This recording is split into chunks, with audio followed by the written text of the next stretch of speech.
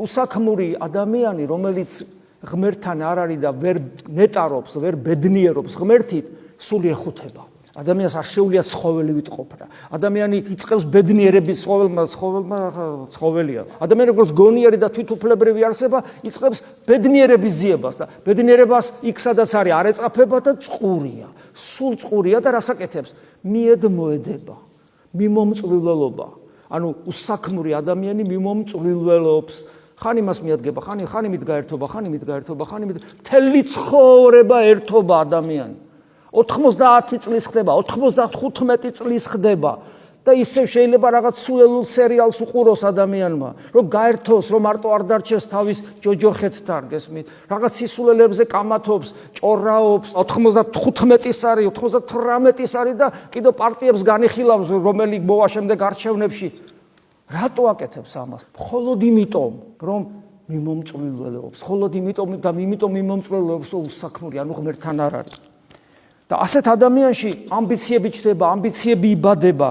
თუ წყდები ღმერთს როგორც სიცოცხლეს, იწყება არსებობას, ყოფიერებას ამ სოფელში რა კანონია?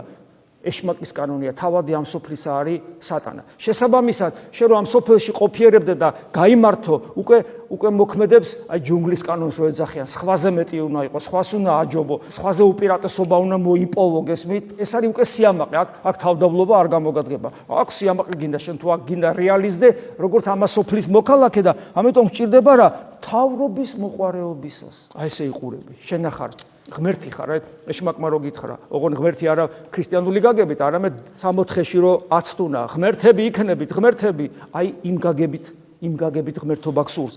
და ცუდად მეტყველებისასა, თავრობის მოყარე ცუდად მეტყველებს, მზვაობარია მის ხმაში, მის ტემპში, მის ტონალობაში, მის სიტყვათა წყობაში, მის ფრაზებში, სინტაქსში, ყველაფერში, აბსოლუტურად ყველაფერში, სიტყვების სემანტიკაში, ყველაფერში.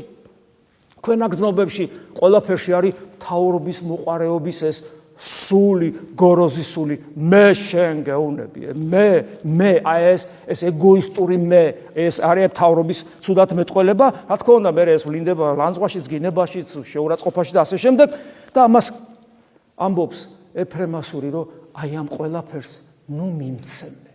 ნახეთ, მეუდაბნოვე მამა, ასკეტი მამა, ამას როგორ ამბობს, თქვენ გონიათ ვიღაცა ჩემ მეზობელს, ან ჩემ სოფლელს, ან ვიღაცას ეს ჭირდა.